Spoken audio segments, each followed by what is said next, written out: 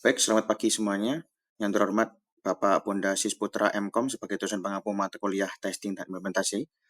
Dalam pagi hari ini saya, William Alexis Hermawan dengan NIM 23051214109 dari kelas SI 2023D akan mempresentasikan, yaitu hasil laporan soal UAS testing dan implementasi. Baik, lanjut saja ke materi yang pertama, yaitu soal yang pertama. Soal yang pertama yaitu sebuah sistem informasi inventaris mengalami penurunan performa secara tiba-tiba setelah update terbaru. Analisislah kemungkinan penyebab masalah tersebut dan susun langkah sistematis untuk mengidentifikasi dan memperbaiki masalah itu. Jadi, analisa yang saya simpulkan yaitu penurunan performa sistem setelah update kemungkinan disebabkan oleh beberapa faktor, seperti kode tidak efisien, memory leak, perubahan struktur database, query yang tidak optimal, atau ketidakcocokan dependensi.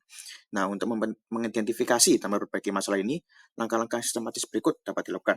Yang pertama yaitu replikasi masalah di lingkungan staging, yang kedua yaitu periksa log sistem dan log aplikasi untuk error, yang ketiga yaitu gunakan tools seperti Application Performance Monitoring atau APM untuk menganalisis resource usage.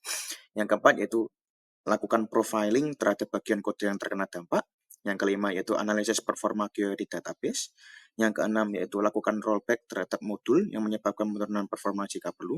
Yang ketujuh yaitu uji ulang performa sistem secara keseluruhan setelah perbaikan. Dan yang kedelapan yaitu dokumentasikan hasil identifikasi dan solusi. Lanjut ke nomor yang kedua. Soal yang kedua yaitu Anda ditugaskan untuk merancang skenario pengujian beban untuk aplikasi yang secara dinamis melayani ribuan pengguna simultan. Jelaskan bagaimana Anda merancang pengujian tersebut dan metrik apa saja yang penting untuk dianalisa. Jadi pengujian dan metrik yang saya jawab yaitu pengujian beban atau load testing bertujuan untuk mengukur performa aplikasi saat digunakan oleh ribuan pengguna secara bersamaan. Langkah-langkahnya yaitu yang pertama, identifikasi skenario penting seperti login, transaksi, dan pencarian. Yang kedua yaitu tentukan jumlah pengguna virtual dan model beban, misalnya RAM up. Yang ketiga gunakan tools seperti JMeter atau Locus untuk simulasi. Dan yang keempat yaitu jalankan pengujian pada staging server yang menyerupai produksi. Metrik yang perlu dianalisis meliputi yang pertama response time, yaitu waktu tanggap server. Yang kedua yaitu throwout, yaitu jumlah request per detik.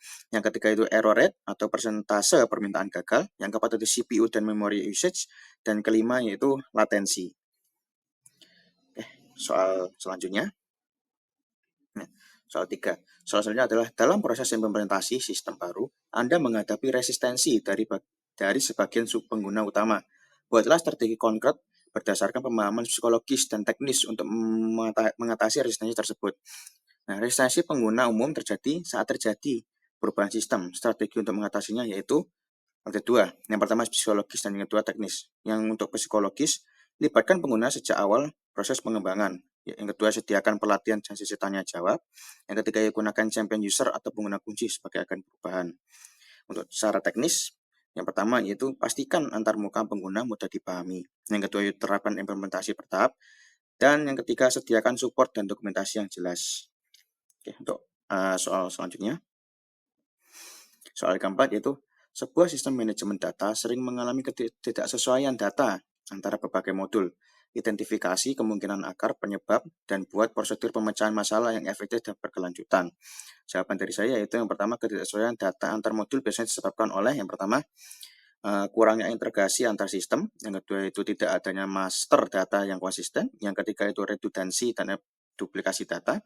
Yang keempat yaitu proses ETL yang gagal atau tidak sinkron.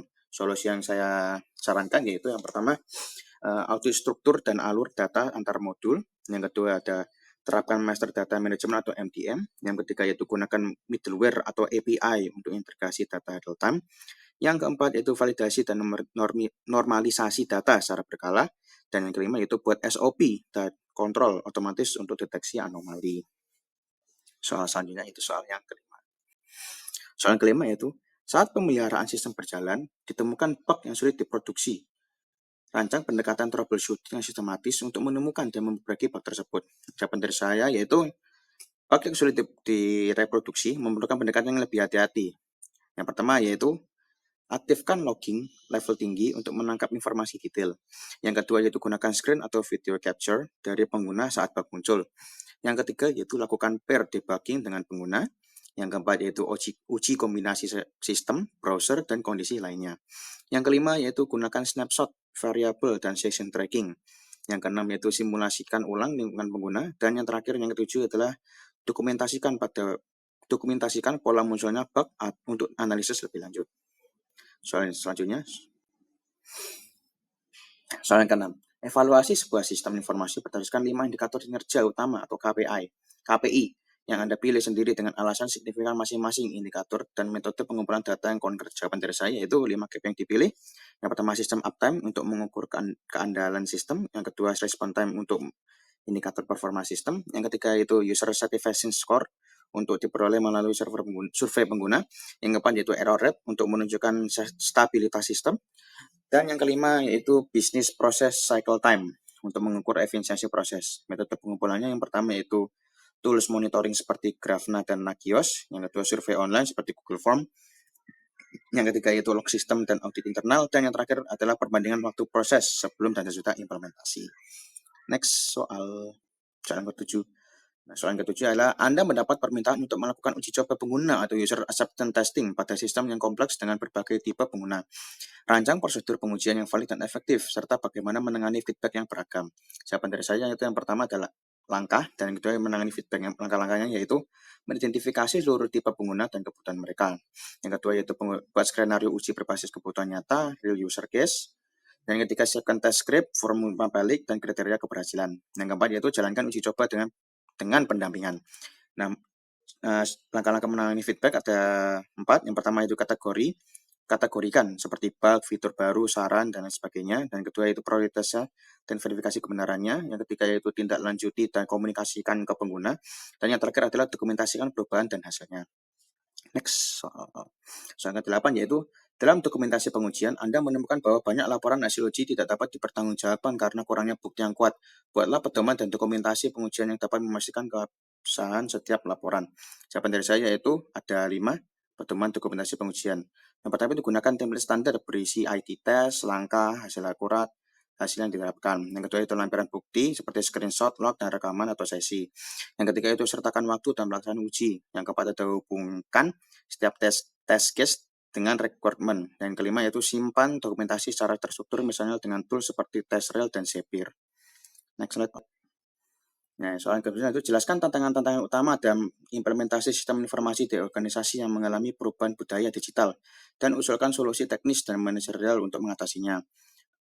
Jawaban dari saya itu ada tantangan, solusi teknis, dan solusi manajerial. Tantangan yaitu ada 4. Yang pertama, resistensi terhadap perubahan digital. Yang kedua, kesenjangan kemampuan TI di kalangan pegawai. Yang ketiga, ketidakjelasan visi digital organisasi. Yang keempat, kurangnya infrastruktur pendukung. Untuk solusi teknisnya ada sediakan tools kolaboratif dan user friendly dan lakukan pelatihan digital secara rutin. Untuk solusi manajerial, tunjuk pemimpin transformasi digital. Gunakan insentif untuk mendorong adopsi teknologi dan komunikasikan manfaat sistem baru secara jelas dan terbuka. Terus yang terakhir yaitu yang 10.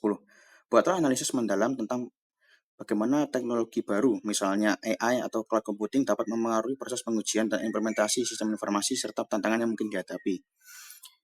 Nah, teknologi baru seperti AI dan cloud computing memberikan dampak besar pada pengujian dan implementasi sistem. Pengaruhnya yaitu AI membutuhkan otomatisasi test case dan deteksi anomali, cloud memudahkan testing environment dan fleksibel dan cepat, CI atau CD pipeline lebih efisien dengan teknologi cloud. Tantangannya yaitu adaptasi terhadap tools baru memerlukan pelatihan, ketergantungan pada penyedia layanan cloud, dan masalah privasi dan keamanan data. Solusinya yaitu gunakan Salesforce untuk eksplorasi awal, terapkan kontrol akses dan enkripsi data, lakukan audit berkala. Baik, itu saja materi yang dapat saya sampaikan. Mohon maaf jika ada salah kata dan tidak enak. Baik, terima kasih.